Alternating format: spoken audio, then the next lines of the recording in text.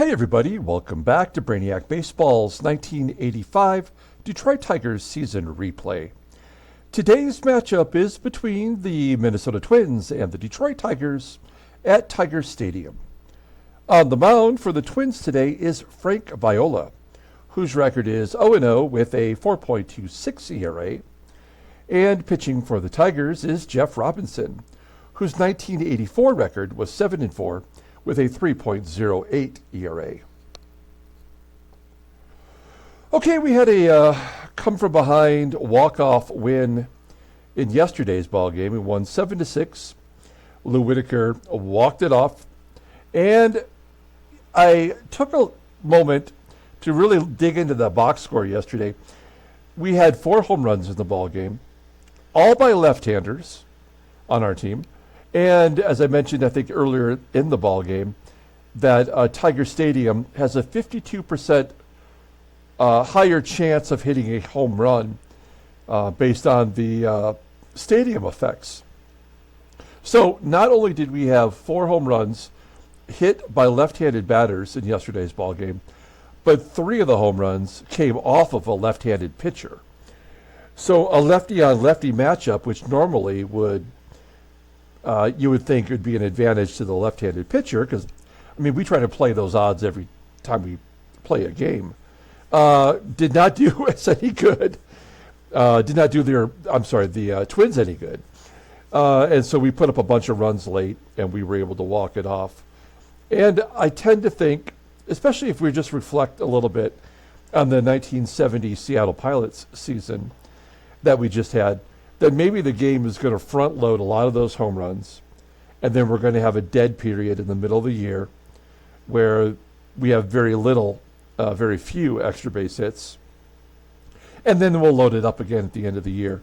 That's kind of how things rolled in that season. So I'm curious to see what'll happen with the Tigers in this sim series. We've already hit 6 home runs. We are actually 4th in the American League in homers. The Blue Jays already have 9. The Mariners have 8. The White Sox have 7. And then we have 6. So, I mean, in all 3, I guess I wouldn't say the Blue Jays necessarily, but certainly the other 2 teams in front of us are power hitting teams. So we'll see how the trend goes for left-handed home runs in Tiger Stadium. We'll keep an eye on that. We do lead the American League with 6 stolen bases so far, which I did not anticipate. But we've played against some poor catchers so far, and we've been able to take advantage of them. So in yesterday's game, I mentioned that I was going to show you each individual player and what their status is as far as being on the trading block or not. And then even though we won, I got very frustrated, as I typically do. And I forgot that I was going to show you that. So I'm going to just quickly go through this before we start the game. And you can see which players we have set up for either not on the block, we might trade, or they are 100% on the block, prepared to make a deal if the right one comes up. So you tell me if you think any of these should be changed. You can let me know in the comments below. Willie Wilson, not on the block. He's only 29 years old. He's making a reasonable amount of money, and he's productive, despite having a low rating. Then we have Barry Larkin. We won't trade him. He's so young, and he's actually got one of the best ratings on the team. And in his rookie year, he got 72 at-bats and put up some good numbers. So we're not interested in trading him. There's Trammell. Trammell is a free agent at the end of the year. And in the real world, I would never trade Alan Trammell. But we have him as might trade. If we get a good offer and we're not in it, we have Barry Larkin to step right in and take over at shortstop. It's sacrilegious, but it could happen. Speaking of sacrilegious, Kirk Gibson, also going to be a free agent at the end of the year. We have him on the might trade as well. He really only ever had his first good season last year at age 26. So I don't know if we have enough data to really make an informed decision on who he really is in this game. So we have a might trade. Glenn Wilson, we might trade, another potential free agent. He hasn't shown us much since his rookie year. And in real life, the Tigers did trade Glenn Wilson prior to the 85 season. Rusty Tillman, we might trade, but that's only because he's Rusty Tillman. Marty Party, we might trade. He's a backup. 28 years old. Not sure he has much more to offer, except for a good defensive arm. We're not going to trade Doug Baker. Not only was he good last year for us in a utility role, but now that he's got the starting position at third, he's hit a 460-foot home run yesterday to dead center field. Ridiculous, but it happens. So we're not going to trade him. And we're not going to trade Lou. He may be on the downswing in this game, but he's under contract through 87, and I want to keep him around. Of course, we're not going to trade George Brett. Kenny Smith, he's 0 for 11 to start the year. He just had a 3-walk ball game yesterday. That is really his forte. So he's reached base 3 times, and he did have a stolen base yesterday. But I feel like that this is not working out in the way that I intended. And as a first baseman or a DH, whichever role we have him in, we have people that can step in. Terry Kennedy, we might trade. I know he was our, maybe our top player last year, other than Gibby. But and he's doing great this year with 4 doubles already. But he is rated a 73. And if we got an offer for somebody who could maybe more long-term help us out, he goes to arbitration at the end of the year. So he's somebody we're going to have to pay. Same can be said for Kevin Bass. I would consider trading him.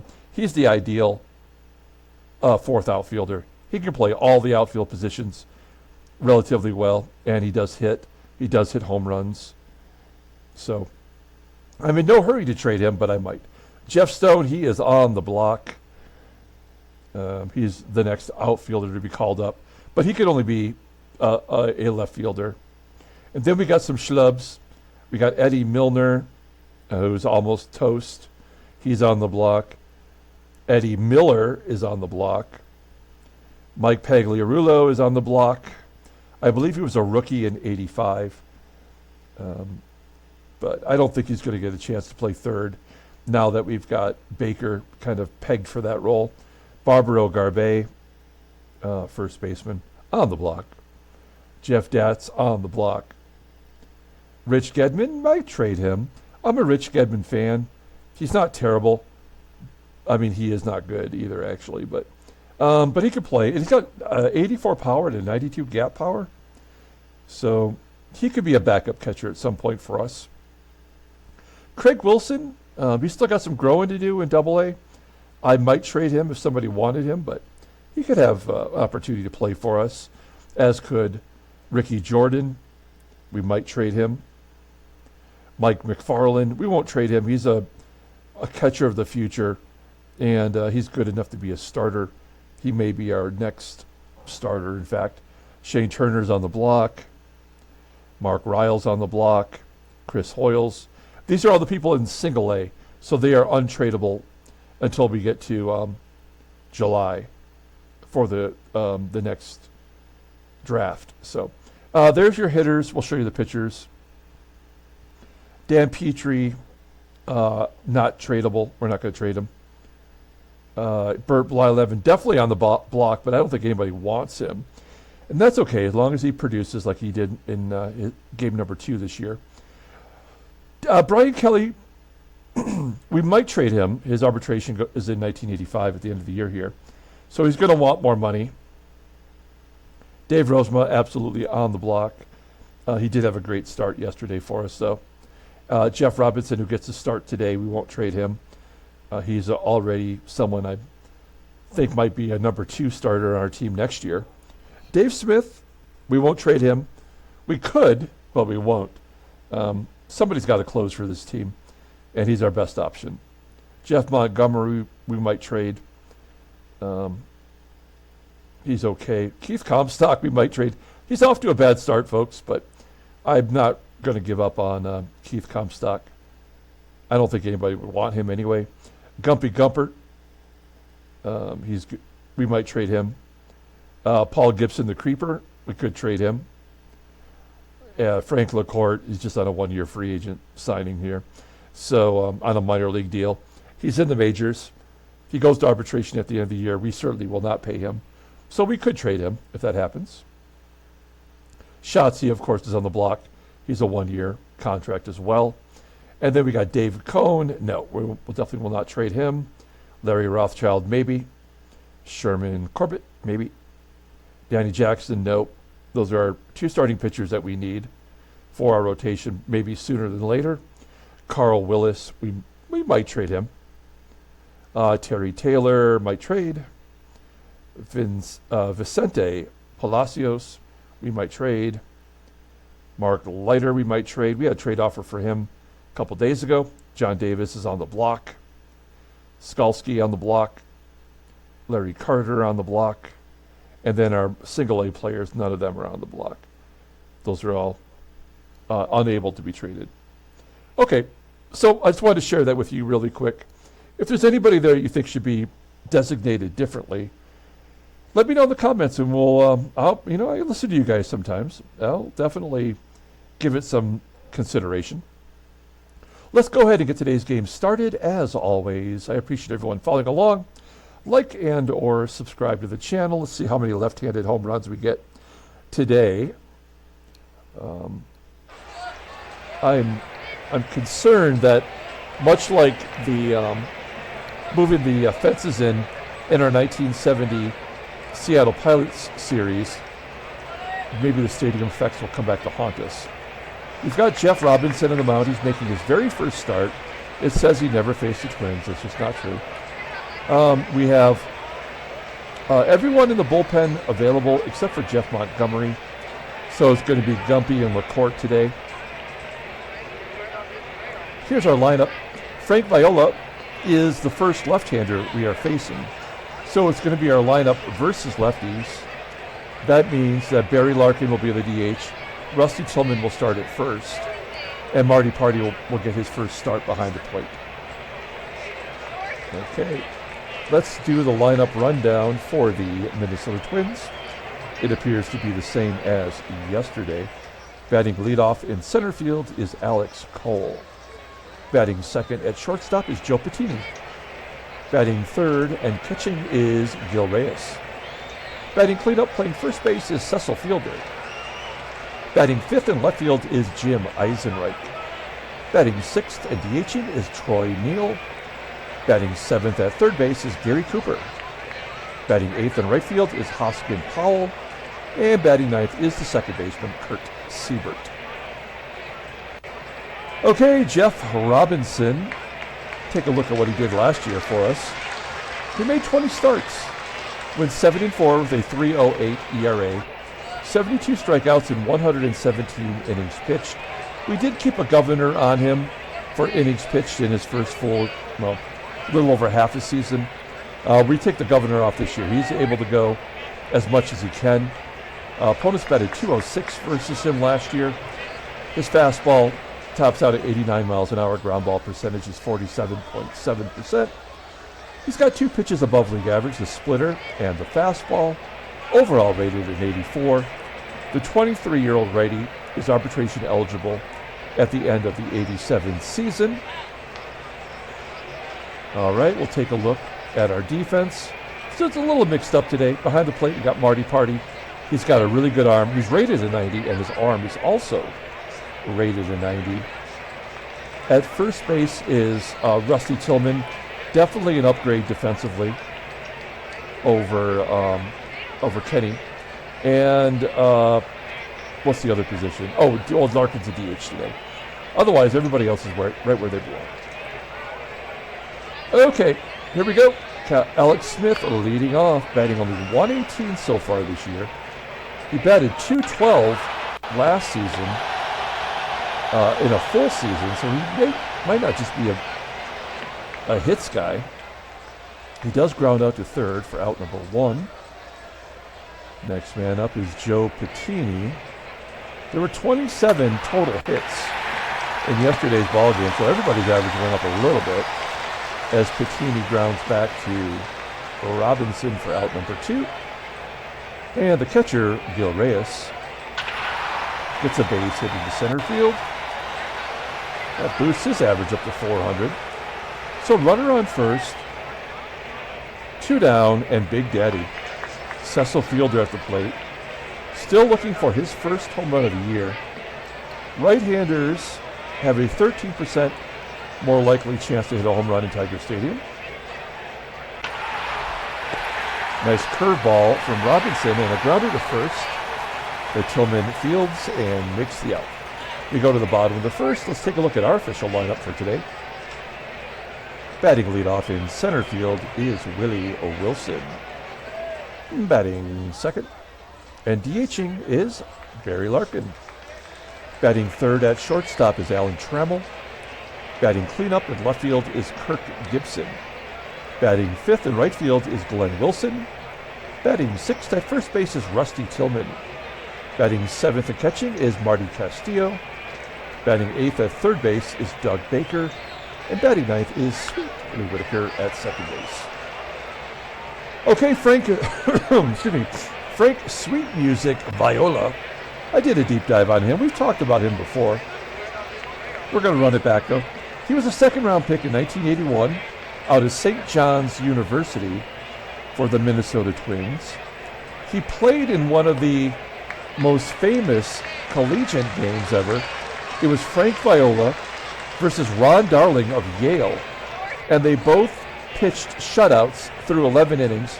It was written about by the famed sports writer Roger Angel, I should say, and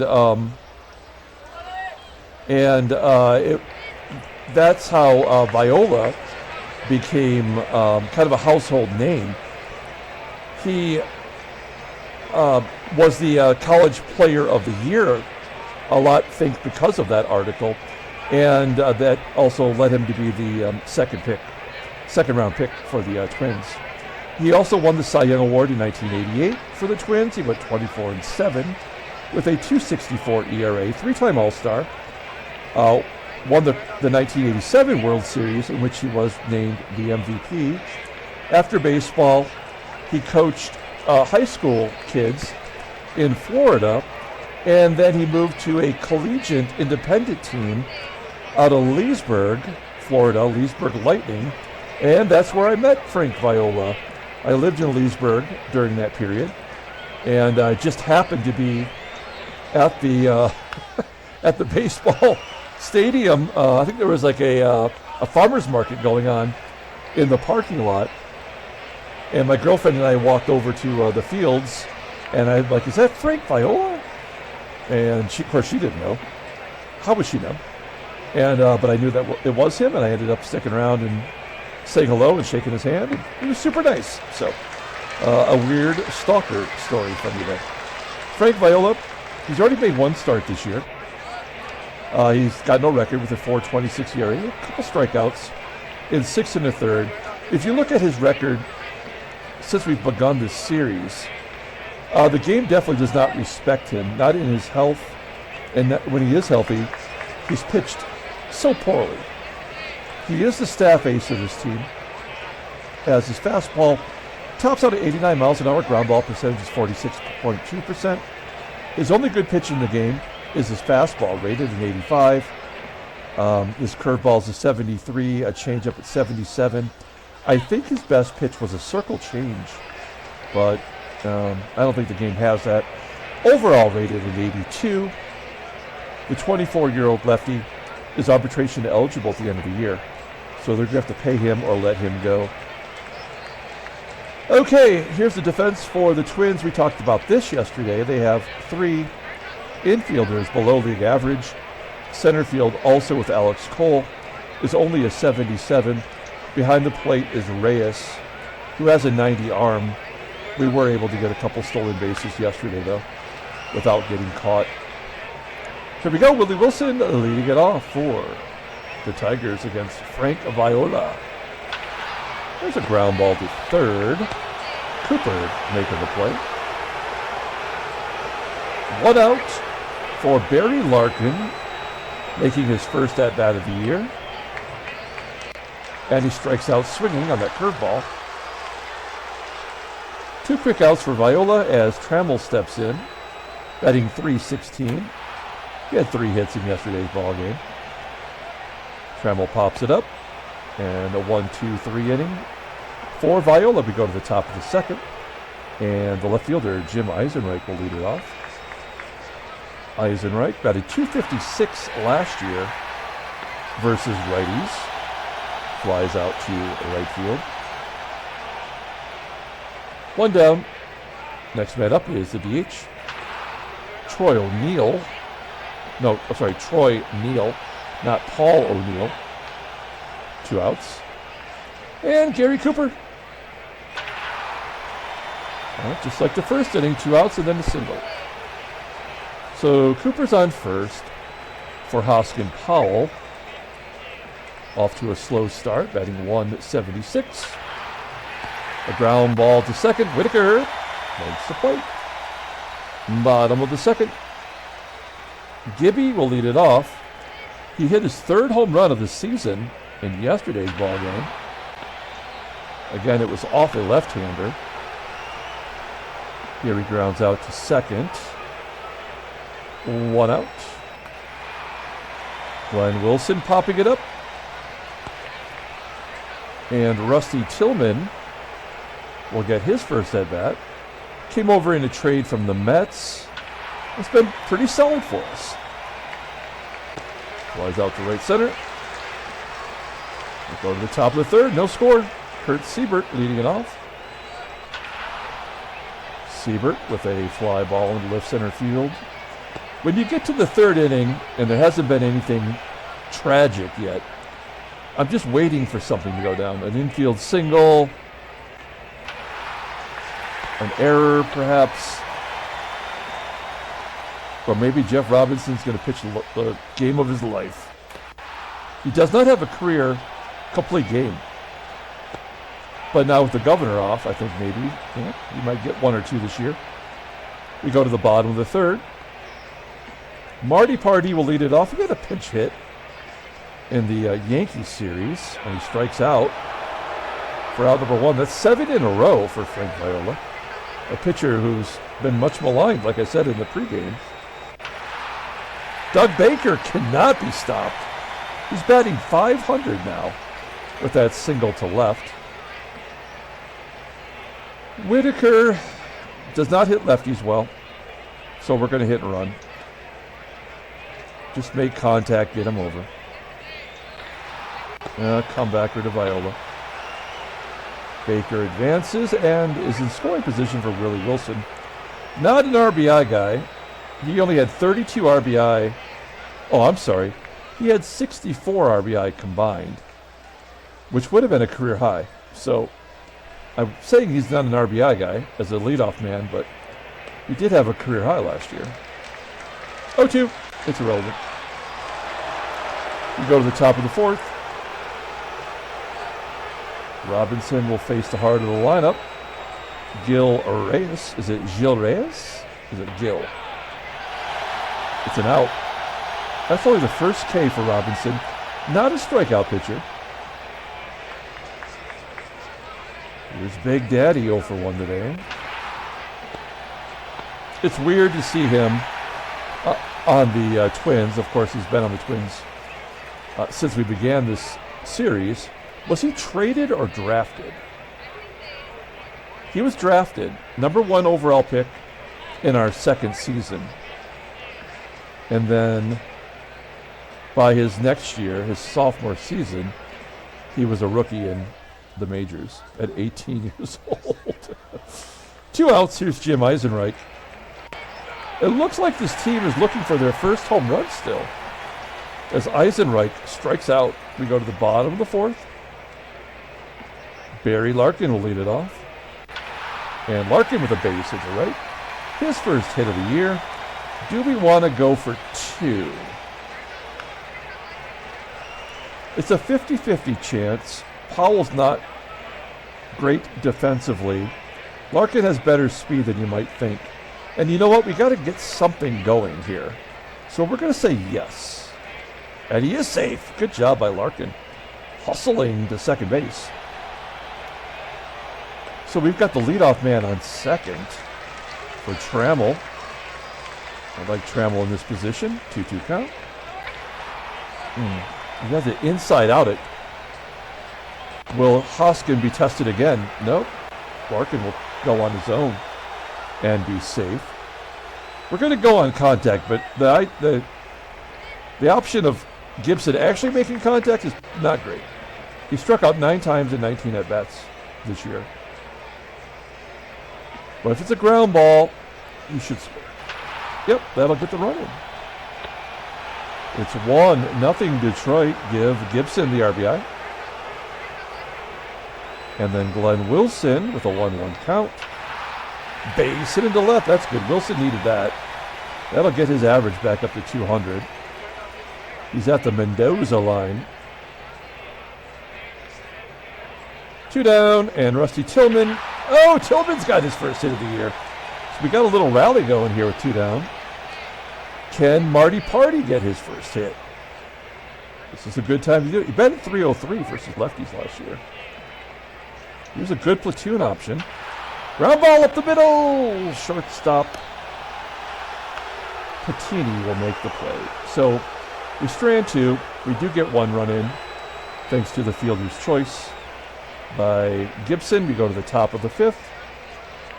Troy Neal will lead it off. Only 49 pitches for Robinson. So this is where they're going to get a run or 2. Oh, no, maybe not. Neal is thrown out at second by Wilson. Not a great arm. In fact, that is the understatement of the year. His arm is a 66 rating, and he still managed to throw him out. That's kind of stupid. That's exactly one of the dumb things about this game. He gets the out only because more runners will run against him based on the ratings in the game. Last year, he had 2 as a Tiger. He had 4 overall. So, I don't know. But it's 1 out, and I like that. So I'm happy for Robinson. He might get through this inning unscathed. Nope. This is another out. Throw him out. All right. Well, here's a lefty. This will give him the lead right here. Right? Nope. Ground ball to short. Oh, I thought there was going to be a double play. They get the force at second. So Powell's on first. He has good stolen base ratings, so we'll see if he goes here. With 2 down a run in the 5th, I would send him, but Marty Party's got that 90 rating. Here's Siebert, and he does steal. That's what I would have done. That is his second stolen base of the year. He had 15 last year and 20 the year before. Well, a runner in scoring position now as Siebert's up. Usually that automatically leads to an RBI. Well, comebacker. Error? Oh, no. Okay, well, so a shutout through 5. Each team has 4 hits. Tigers are up 1-0. And Doug Baker will lead it off. Baker with a ground ball to second. 1 out. Here's Sweet Lou. Yeah. Lou will take a walk versus a lefty. Runner on first. We'll let Wilson swing away. He's 0 for 2 today, though. Ground ball to first. Tough double play. Not going to happen. With 2 down, we are absolutely sending Willie Wilson. He's 2 for 3 this year. And he steals second base.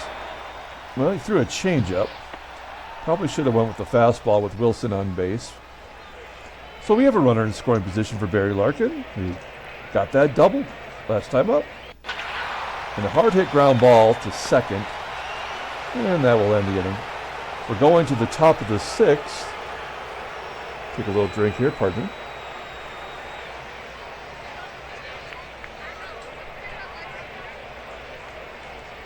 All right, good stuff. Alex Cole leading it off, batting 105 now. Youch. So there's a setting in the, I think it's in league settings, I could be wrong, where you can choose how the AI determines the lineups. And there's a setting where you can choose statistics over ratings. And that's what I believe I have it set at, which means that at some point, if Cole is not producing, he should be taken out for another option, if there is another option. I don't know how many games it takes before that happens, but it's supposed to work. I don't know if it will. 2 down for Jeff Robinson here in the 6th, and Reyes will fly out to left. So Robinson looking good through 6 innings. I think he's earned the right to go 7. Trammell leading off. Ground ball too short. Here's Gibby. He's 0 for 2. Popping it up. He has not struck out today. That's something. And Glenn Wilson, who has a hit. Gets some good wood on it. It's deep to center field, but falls short of the wall. It's on the warning track, 432 feet. We go to the top of the 7th, and Robinson will face Fielder and then 2 lefties. So we're going to keep an eye on him here. The pitch count's not high, but at some point the game is going to turn on him, right? The likelihood that Jeff Robinson gets a complete game shutout seems remote, but we'll see here. Yeah, so there's the hit. So we have to take Robinson out now and bring in a lefty. In comes the Creeper. Well, who has a better ground ball percentage? Oh, the Creeper's 52, 53 almost. And Shotzi is 46. So I like the chance that Gibson can get a ground ball and we'll get a double play with Big Daddy running. Eisenreich, just average speed. All right, nobody out. Creeper into the ball game. 1-0 count to Eisenreich. And a ground ball to Lou. Lou and Whitaker, double play. Look at that. I like this game so much more when you can put together an actual strategy. Whether it works or not, it's not important. But when you can actually put a strategy together and not just push a button, and then he walks the next lefty, right? So that's just stupid. I was trying to pay a compliment, but the game just won't accept compliments. So the Creeper comes out for Frank LaCourte. Keeping in mind, we've only got 2 righties in the pen. And he's going to walk Cooper. Oh, he's going to strike him out. All right, so the bullpen does their job. We go to the bottom of the 7th. Rusty Tillman leading off. He's 1 for 2 today. So we only have 4 hits, and the schlubs have half of them. The regular players are not getting hits.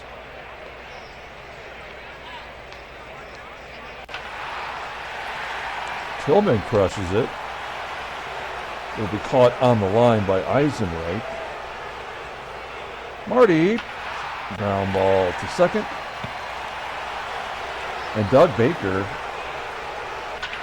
Oh, there we go. So that breaks up a streak.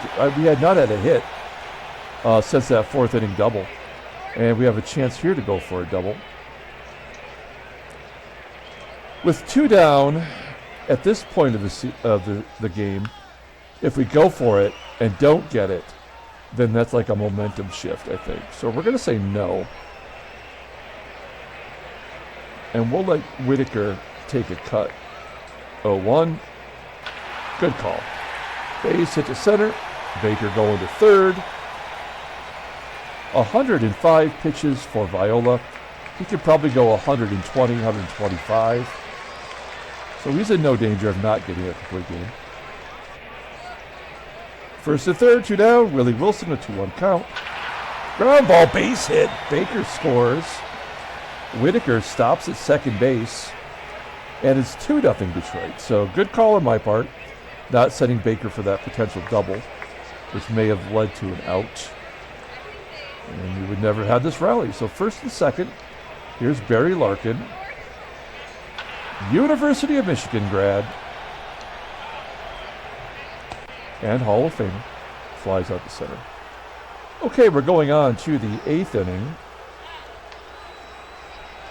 LaCourte will come out. And we'll bring in Schatzeder. I want to bring in Comstock. But I would like to get this win. And Schatzeder, I think, is a little bit more. I feel better about Schatzeder than I do about Comstock. So lefty on lefty, here's Hoskin Powell. 2-2 count. Ground ball to Lou. Whitaker making the play. Siebert will bat right-handed. Striking out, and we are back to Alex Cole. I feel like this is going to be a walk, stolen base situation. First pitch swinging. Ground ball to Lou. All of my prognostications have been off today, which is why we're winning 2-0. All right. Bottom of the 8th inning. It's the heart of our lineup. Trammell, Gibson, and Wilson. Trammell flying out to right center. Gibby. Ground ball to short. Well, I said 89 would be 120 to 125. He's only at 119. So he's currently tired. Can we take advantage of that? A blooper by Wilson. Get down. It's going to be caught. Okay. We go to the top of the 8th inning, and we're going to bring in Dave Smith, first save opportunity of the year. Take a look at Smitty. Pretty decent pitcher. He had 21 saves for us, 8 blueies. That was a problem. We had to take away the job temporarily. Not much of a fastball. He is a ground ball pitcher. His only good pitch at the moment seems to be the fastball. Rated in 87 and a sinker just below league average. Overall rated in 83. The 30-year-old righty. We had to pay him big money. It was either him or Tom Hankey. And we chose Smith. And he's a free agent. We gave him a 2-year deal. And he's a free agent after the 86 season. Pardon me. All right, here we go. Joe Patini leading it off in the 9th. A 1-2 count. There's a ground ball to third. Baker, makes the play. Baker's already got a couple of errors this year at third. Technically playing out of position. There's a base hit to center for Reyes. One swing of the bat by Fielder will tie it up. Ruin a good game. Fielder pops it up to Lou. Camping under it. Out number 2. It's down to Jim Eisenreich. We're going to guard the lines. I don't care whether this run scores, but I don't want to double down the line to get the tying run into scoring position. So we're using a little baseball strategy. And he strikes him out to end the ball game. The second shutout this season by the Tigers. They win 2-0, handshakes, butt slaps, slap-a-steaks. Okay, that was a good victory. There was very little, if any, baseball mogulisms happening. Let's take a look at the standings. We're 3-2 now. 7 stolen bases. I would not have thought that. Our 2 shutouts have given us a 3.13 ERA. We'll take a look at the National League. The Cubbies are on top, which makes sense. That is a good team. And the Padres are tied with Cincinnati and Houston. Yeah, Houston has no home runs yet. Let me just see here. Houston. Yeah, 13% less likely at the Astrodome versus lefties, and 25% less likely for righties in the Astrodome. Minnesota does have 1 home run. Who has it? Oh, Randy Velarde, who did not play. He only plays versus lefties. Is he a rookie? No. Okay. Let's take a look at headline news. Brainiac Baseball Daily Beat. Nothing. Transactions. Oh, damn it. The Phillies sign Rance Mulliniks, third baseman, for 1 year. I guess we don't need him. My concern was that we might have to use someone like him at third base if Doug Baker doesn't work out. But Baker's off to such a hot start, I'm not concerned. But Rance Mulliniks would have been a fine option. And then Mike Ramsey of the Dodgers broke a jaw. And I'm happy. Because this is the stupidest thing this game does. It puts a batter in a pitcher spot. He's actually not a pitcher. He's a hitter. But the game doesn't know any better. And last year he went 14-4 with a 1.87 ERA. Brilliant. So he's going to miss a month, and I'm glad. What are the Dodgers going to do with the rotation? That's the question. Let's find out.